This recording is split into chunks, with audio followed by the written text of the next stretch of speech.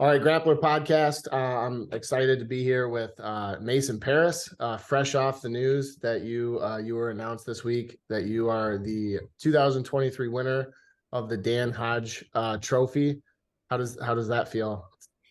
It's unreal. It's an amazing feeling, and it's an honor to be, in that group of all these elite wrestlers, and have my name, engraved, forever in that. And it's just awesome, being the first Michigan Yeah, Wolverine to do so, and it's just been an honor.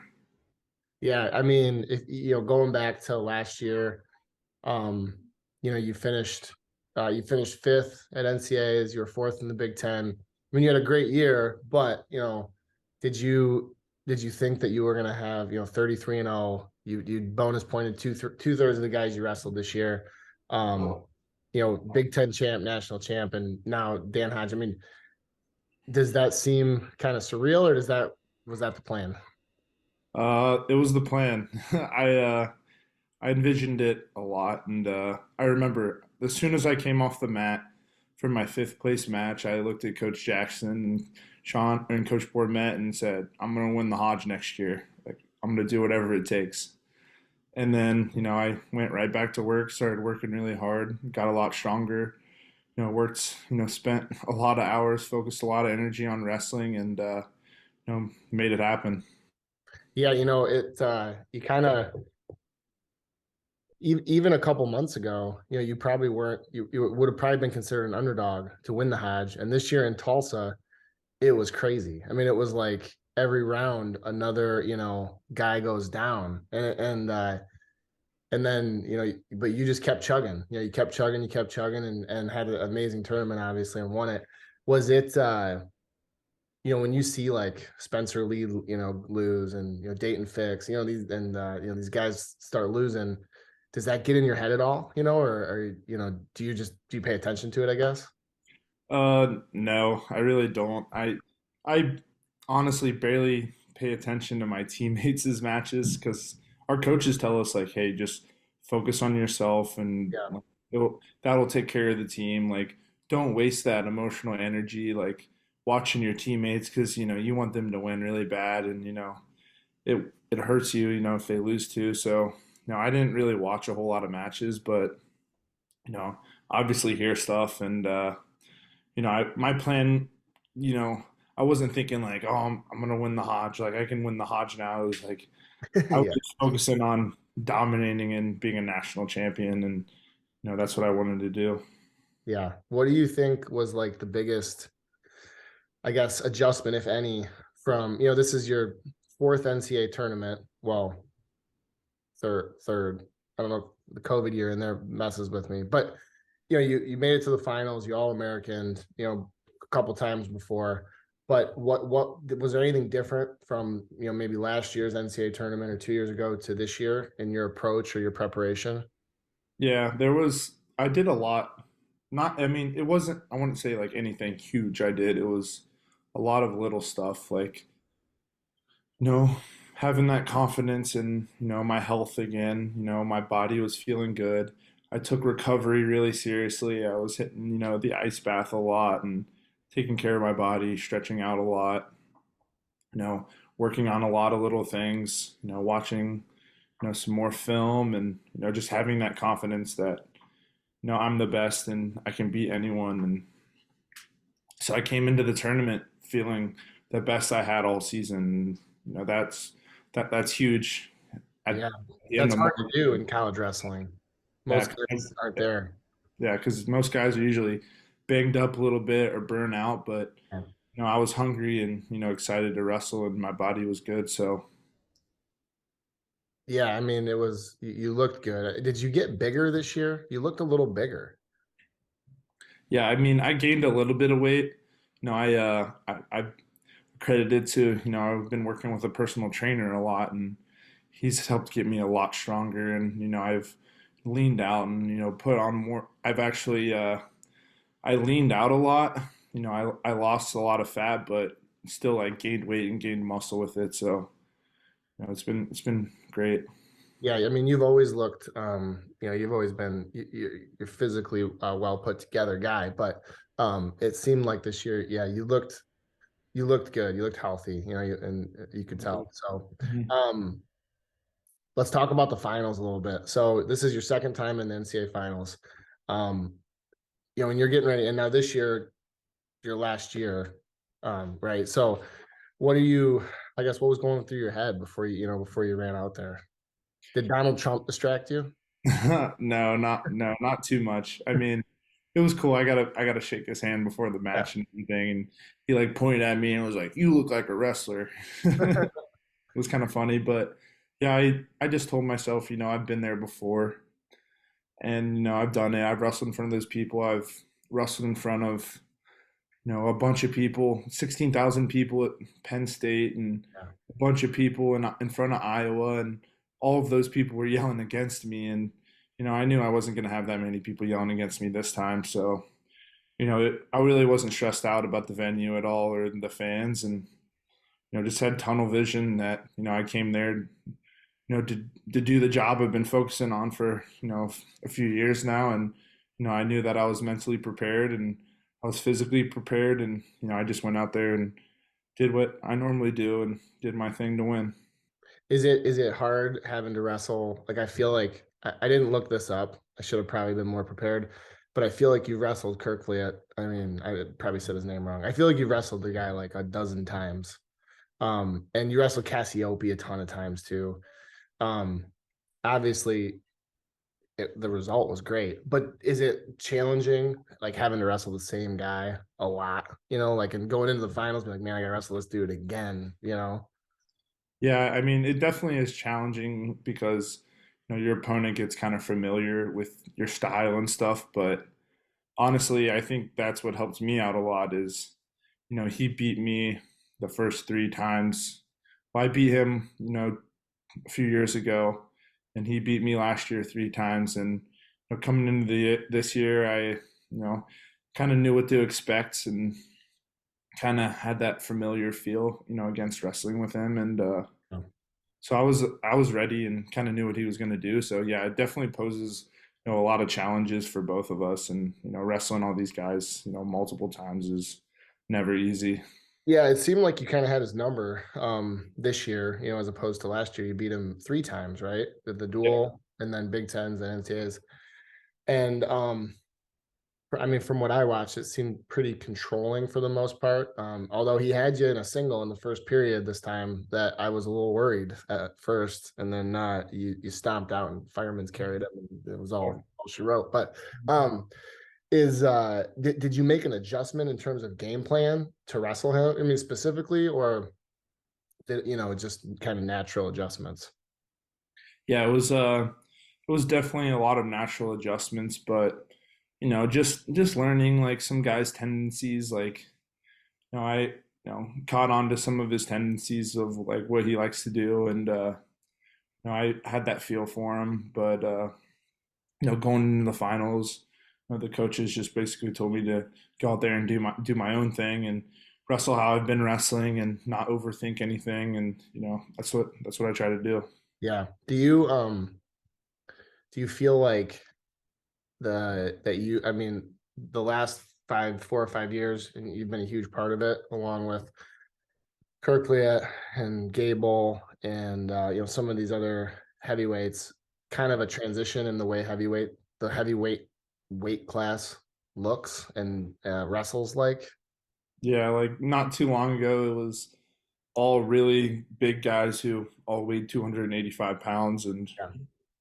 they weren't really doing anything exciting. But it's cool to be on that side where we're just as fun and exciting to watch as the smaller guys, and people aren't going to leave the arena when they see the heavyweights wrestling. They're Yeah. excited to see some good big guy action. So it's always fun to be a part of that.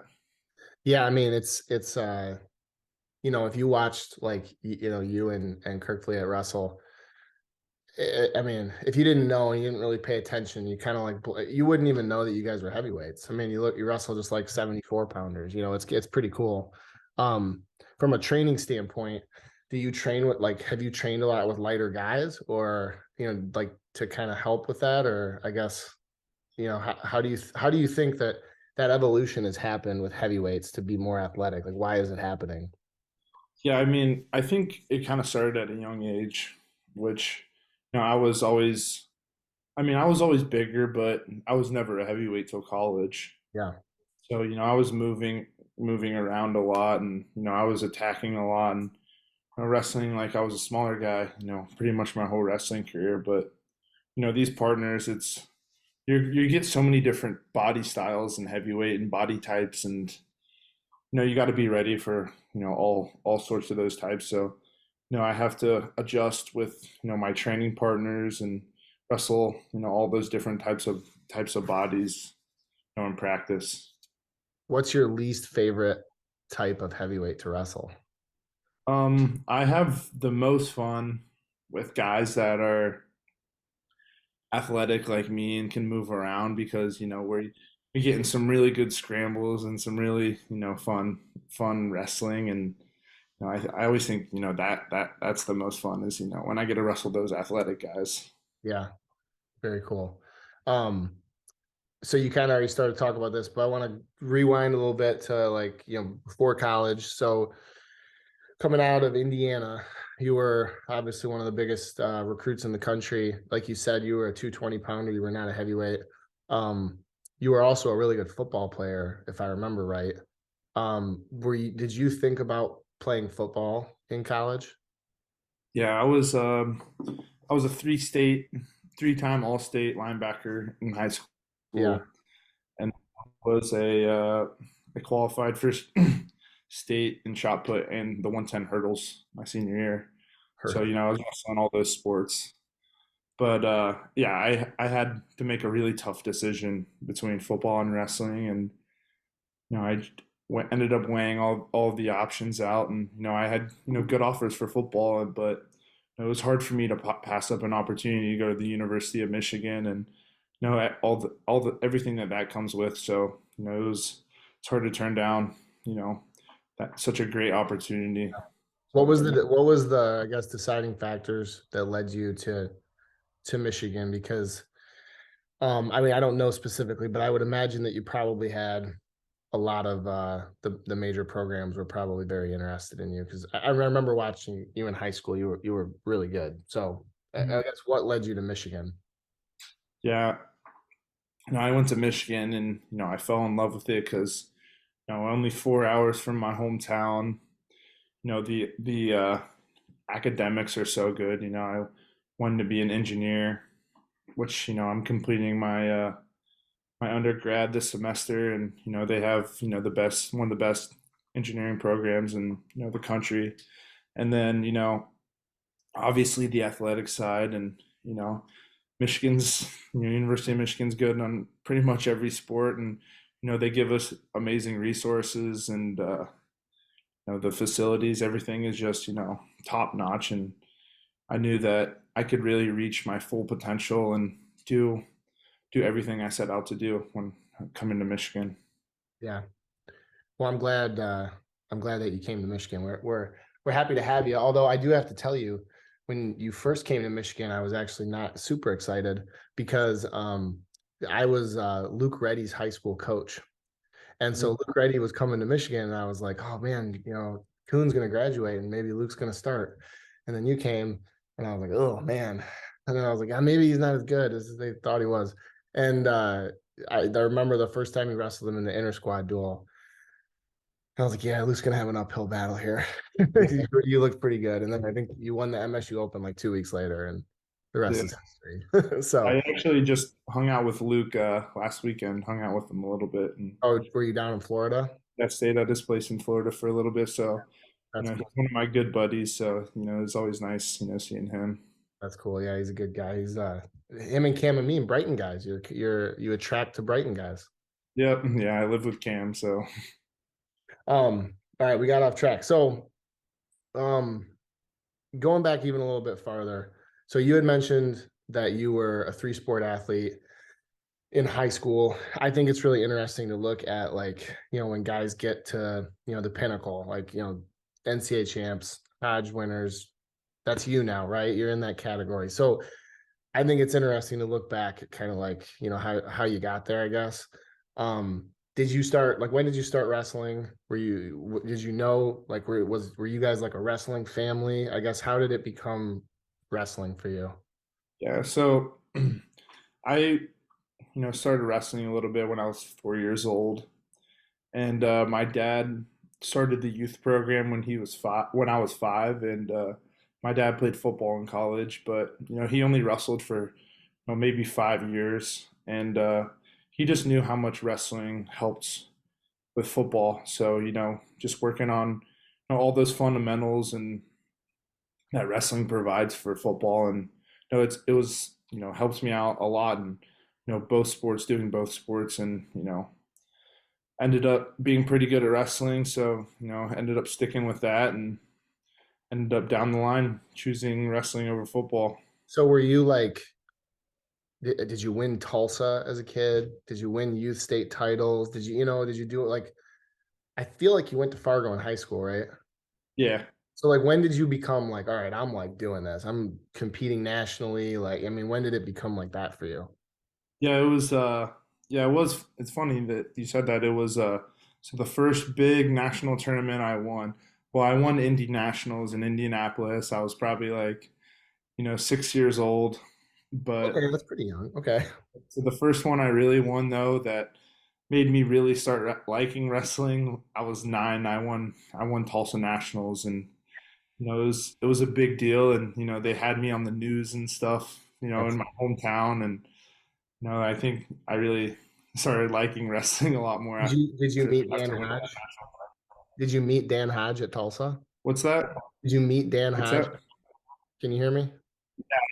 I did meet him in Tulsa, and he goes out there and crushes the apple in She's front the of all the Apple, yeah. kids and stuff. So yeah, that was I remember that pretty vividly. And now you're the Dan Hodge winner. Yeah, it's crazy. That is crazy. Um, okay, so when you were wrestling as a kid, you started going to Tulsa and stuff. Did you just stay in your local club, or did you have like a regional kind of club that you went to also? In high school? Yeah, like middle school, high school. Yeah, so I started off, my dad did the club, and yeah, I needed to find some other guys and, bigger guys in the area. So, we started to explore, the tri-state area a little bit, and the Kentucky, Ohio, Indiana guys. So, I wrestled at, LaSalle High School for a few years in middle school. They had a bunch of really good guys like, Lucas Bird. He was there, he wasn't my weight, but I got to, train with some of those guys there. And then I ended up in high school going to Spatola Wrestling, and it's basically in Cincinnati, and built a really good relationship with Nick, and he's I still talk to him all the time and run camps for him. So I wrestled for Spatola Wrestling Club, and that's what really wrestling with him and getting that exposure to guys in other areas, not just in Lawrenceburg, but I'm wrestling guys from coming all the way up from Kentucky, coming somewhere from Ohio, coming down to wrestle me a weekend, and just going out and like, finding those partners was really important for me in high school. Yeah, you had mentioned that your dad was more of a football player than a wrestler. Is that accurate? Yeah. When do you think you hit the point where like, I mean, did you hit a point where he was like, hey, you've exceeded my capabilities, like I need other people to train you, or like, or did he learn along with you? Yeah, he definitely learned along with me. Like he would spend hours, I remember when I was a little kid, watching Perler wrestling videos in our basement, and that's where he based all of his technique on. And Okay. he he taught me for a really long time, and we learned a lot together. But probably in high school he was probably like like you're beyond me now, like I'll do whatever I can, like I'm gonna still help you, but like that's when we kind of reached out to these other guys, other coaches, just to get that other experience. Yeah. So I saw your parents at NCAAs and like from a distance. I didn't really have a frame of reference. So, and I'm curious to know this. Are your parents big? Yeah, my dad Where my does your dad stature come from? My dad. Okay. Are you bigger than him? Yeah, I'm big. I'm bigger than him now. Okay. When did you realize that you were like big? Like you were gonna be a big guy? I mean, I've always been a big kid. I've always been on the bigger side. Were you ever pudgy? No, not really. I was always just like a big little kid, like the tallest in my kindergarten class, like just like built like like thick. Like I was always how I've kind of been. It's interesting. Okay. So what would you say? I mean, every little kid that wrestles, that goes to Tulsa Nationals and meets Dan Hodge today, wants to be you someday. Like they want to win a national title. They want to, be the best college wrestler. What would be what would be your words of wisdom for them? Anyone that wants to reach where you're at. Yeah, for the kids, I think the main thing for them is just to have fun and enjoy wrestling as much as possible. And wrestling's an amazing sport that teaches you so much and teaches you about discipline and hard work. And I really appreciate that a lot. And I think they just need to stay focused on their goals and yeah, just continue to push through and enjoy wrestling as much as possible and never think that it's too serious or it's life or death or anything. It's just a sport and just go out there and enjoy yourselves. How do you think you were able to do that? Like how, through all the years, did you ever hit a point where you were like, I hate this? Like I don't know if I want to wrestle, especially knowing that you had the alternative to play football, or to do something where it's maybe not quite so quite so mentally challenging as wrestling. Like I Yeah, didn't have an option. I was little and not very athletic. If I had the option to play football, I probably would have taken it. So like how did you, like continue to enjoy wrestling enough to where you wanted to keep doing it? yeah. I thought all the time about a few times about how much I hated wrestling, how much I quit it just because of how hard it is and but I looking back like knowing how good that was for me, you know, and the life lessons I learned from that. But to answer the question, I think the main thing that helped me the most was me playing two other sports Yeah. and not wrestling year round because I genuinely think like I could have been, burnt out of wrestling if I wasn't taking those breaks with, football, having fun with football. I played baseball when I was younger, doing all these little, other sports and, taking some time off of wrestling because, it's tough, just focusing on one thing, year round when you're a little kid. Yeah, it's a grind. It seems like sports nowadays, but you just get kids are getting pushed to just do one thing from a very, very young age. And I think you're right. I think it's I think it's helpful to have a little bit of diversity in, what you're doing. Um, so what's next for you? Like what's the next step? What are you shooting for next? So I'm going to start training again next week, start training freestyle, get ready for the US Open and try to make the world team. And then after that, and try to make the Olympic team. So your next step is 2024. Yep. Now, as of right now, do you have a is Ann Arbor the plan? You're going to stay in Ann Arbor, Yeah. train part of the Cliff Keen Wrestling Club. Is that your plan? Yeah, that's the plan right now. I think, I have such a great wrestling room. Like I think we have the best big guy wrestling room in the world. So I have, great partners that, I get to wrestle with every single day and You have Adam Coons back now, right? Training. I get to wrestle, with Jaden Cox, Ben Honas. There's a Georgian that comes in that got silver, I get to wrestle with. So and then I'll, even grab some of these college guys when I need to. So there's Yeah. plenty of guys for me to wrestle with, all different types of body styles. And I think we got great coaches, having Sergey and, having Coach KJ to, help me out with freestyle too. So Yeah, I mean, you've got one of the greatest American Olympians in Coach Jackson, and then you got one of the greatest international guys in Bela Glazov. It's a pretty awesome setup. yeah, so I don't know why I would want to really leave and go anywhere else. So I think at least till the next Olympics and stayed in Ann Arbor. Cool. Well, I'm glad that you're going to be staying around. Hopefully, we can as a state, hopefully now that you're not so busy, I'm sure you'll be out and about more doing camps and stuff. And yeah, hopefully we can get as much out of you as long as you're here in Michigan. I mean, this is like a long down the road question, I guess, but do you envision that you'll end up moving back to Indiana someday? Like, or do you like Michigan? Are you gonna stay here? Yeah, I think I'll end up probably eventually moving back to Indiana. I have a bunch of family there. My girlfriend that lives in Ann Arbor right now is from my hometown also. So, we kind of made a deal that we're going to eventually go back to Lawrenceburg and, be with our families. Gotcha. All right. Well, we're gonna appreciate you as long as you're here. Yeah, that sounds great. So moving forward with the Olympics, so you got the US Open and then World Team Trials. Who's number one on the ladder right now at heavyweight? Hayden Zomer was the guy that was on the team for 2022. Gomer. Now you haven't wrestled. I'm trying to think here. You haven't wrestled freestyle in a couple years, is that right? Since the Um, Junior Worlds or whatever that you won the Worlds?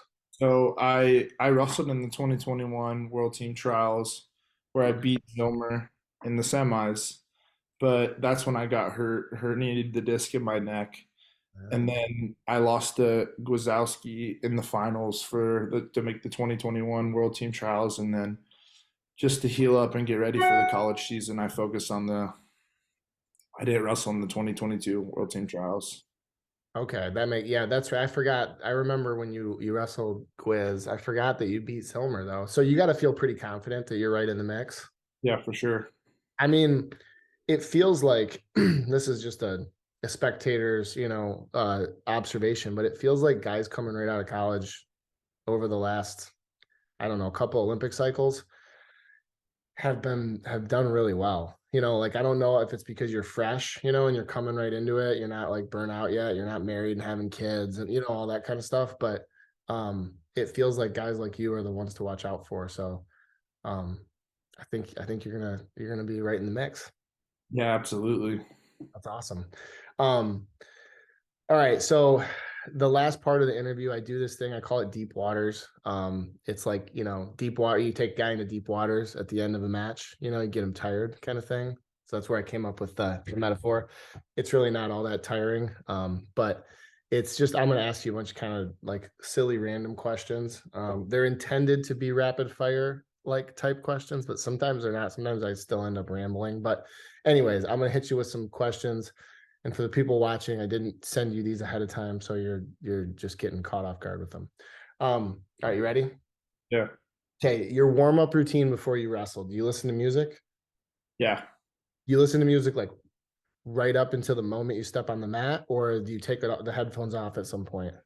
I listen to music the entire time because I think, music has a lot to do with your emotions, and I think it pumps me up a lot. So listening to the right stuff's important, and I literally take my headphones off the match before. Okay. Are you an AirPods guy or like a Beats guy?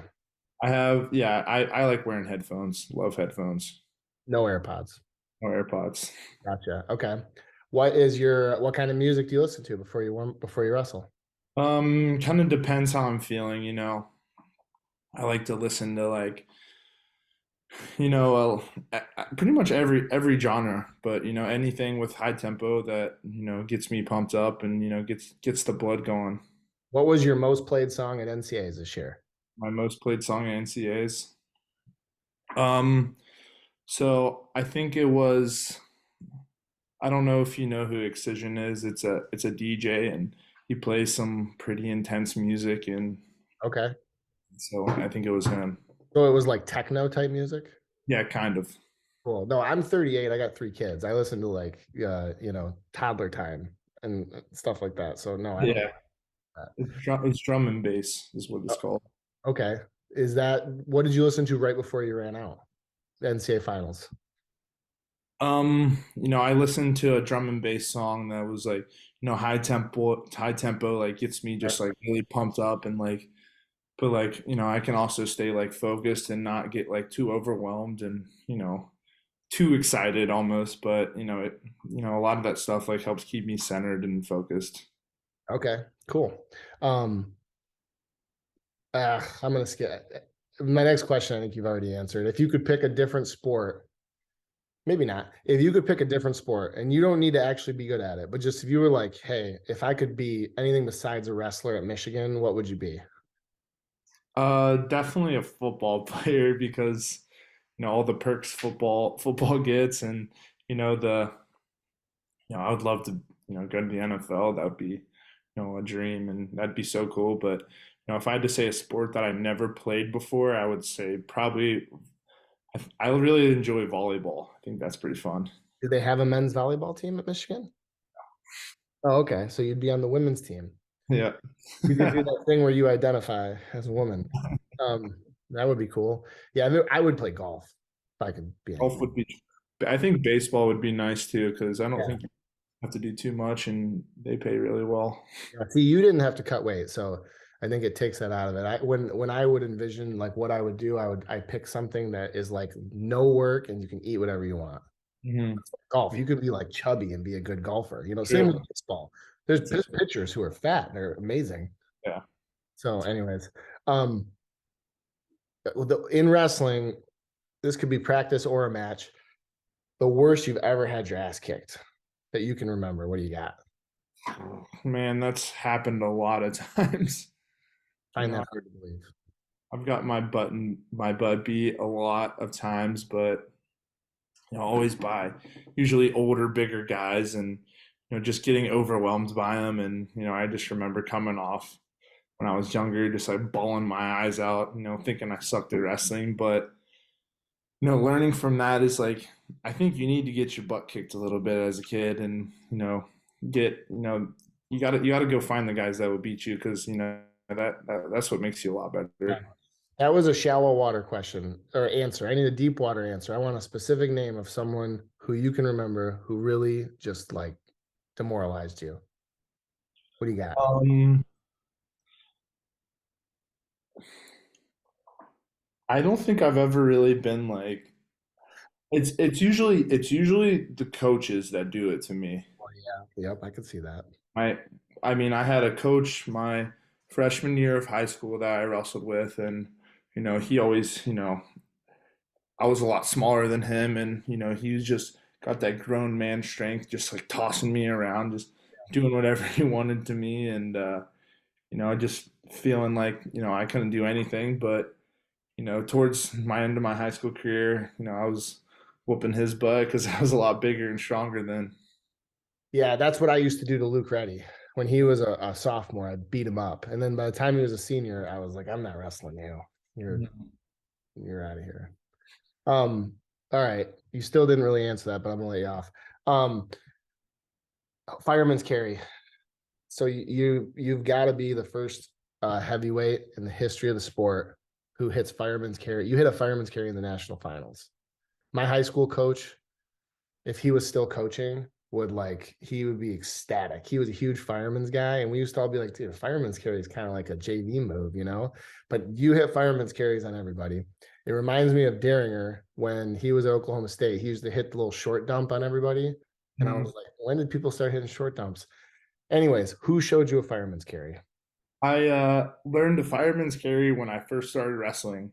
So I've been doing it probably since I was like, 6 years old. I've probably been hitting the fireman's carry, and I always felt like it was a cheat code when I was younger because I would hit everyone, and then no one would be able to stop me at all. I would have, I'd wrestle in tournaments, and I'd have kids in other weight classes come up to me sometimes, like bigger kids, and be like, I, I'll bet you that you can't dump me right now. Like, I can bet you can't fireman's carry me. And I would do it to them every single time on the mat, just playing around with them. So, Love I it. always been hitting it for a really long time, and it's always worked really well for me, and helped me win a junior world title and now an NCAA title. I mean, did you ever hit a point in your career where somebody was like, hey, Mason, that's not going to work anymore? Like, did anyone ever try to tell you not to do it?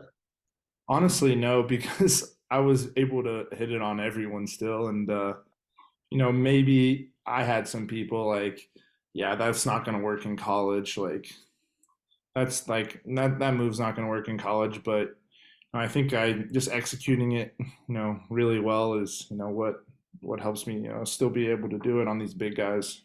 If I ever had anyone who ever has you come to a clinic, that's the one thing I would have. There's two moves I would have you show. The first one would be the fireman's. The second one is my next question. Who showed you a chicken wing? Oh, the chicken wing. Yeah, I learned that pretty early too. It's always been, I think, my behind. Do you call it a chicken wing? Yeah, I mean, that's what I called it when I was younger. I call it Some people call it like a bar, like a call it bar. more of an arm bar now. Yeah.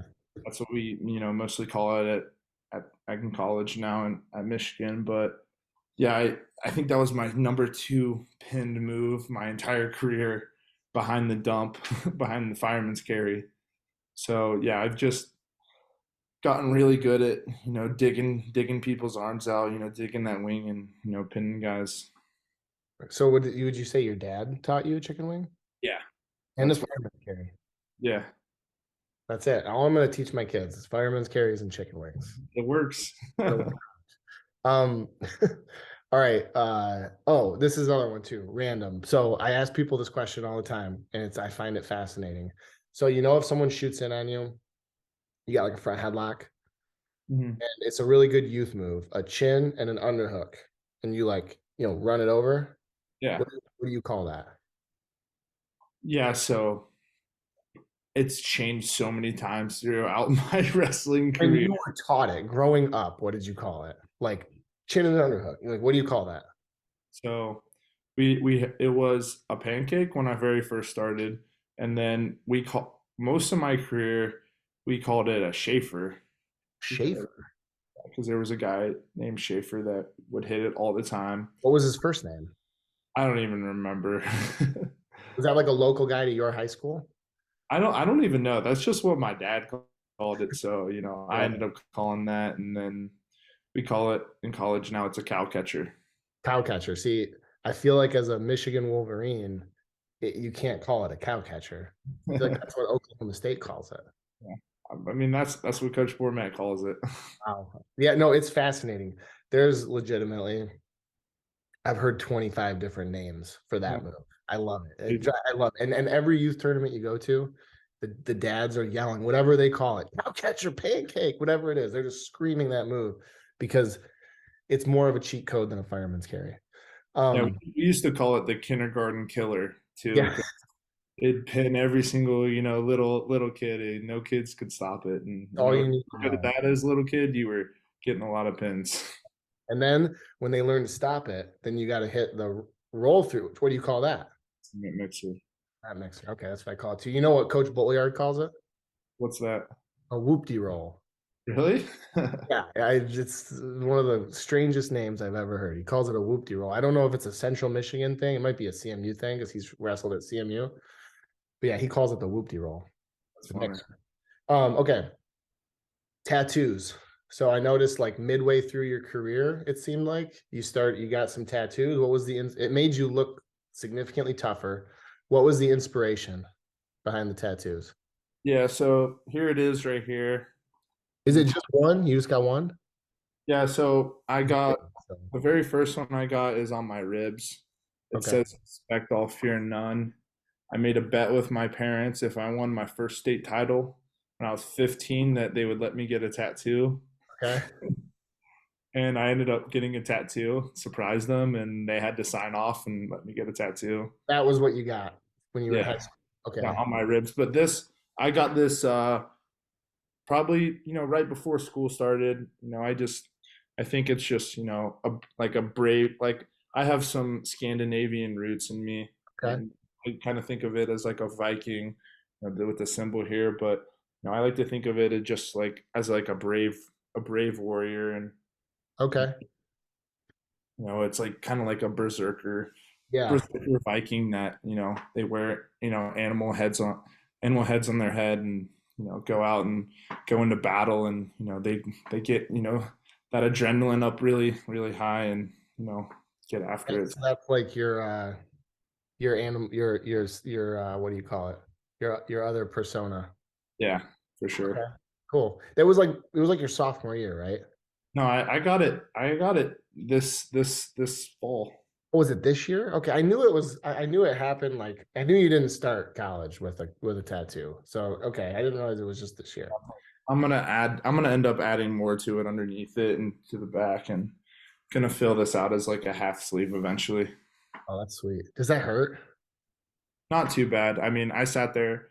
Hey, It started hurting after like 4 hours. It got a little tender, a but it long took like time. 6 hours total. There you go, Pete. Um, cool. Yeah, you're gonna have to get the Olympic rings after you win the Olympics. Yeah, I will. That'd be sweet. Okay, trivia for you. This is the last couple questions. We're almost done. Michigan. This is a University of Michigan question. 1990. When were you born? 99. Okay, so this was 8 years before you were born. 1991. University of Michigan basketball had a historic basketball team with the Fab Five. Have you ever heard of the Fab Five? Yep.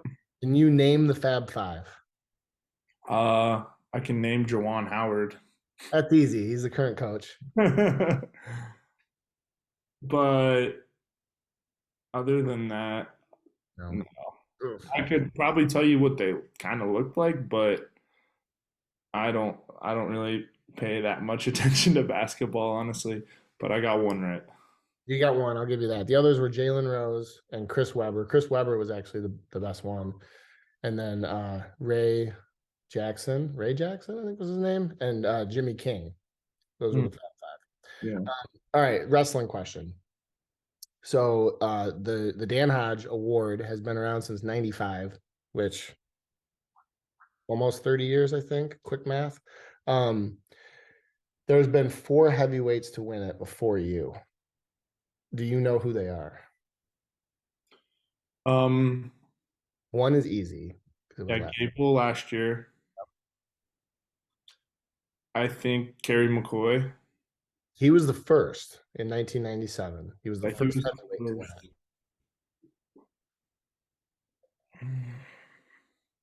Two others. Um, there's two others. Two others. So there's you, Gable Stevenson. There's two others in between there, and then there was Kerry McCoy. So you're missing the two others. Did I'll, Schneider ever win the Hodge? what's that? Did Schneider ever win the Hodge? I don't think so. Not the year he was at heavyweight. He didn't. He might have won it at 97. He didn't win it at heavyweight. Yeah, okay. One of them is a world champion. Stephen Neal.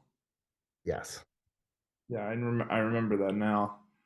And so the one is probably after Stephen Neal in between Gable, right? Yep. It was another era where there was really good heavyweights. They weren't built the way you guys are built. They were built like more like traditional heavyweights, but it was an era of good heavyweights. Can I get a school?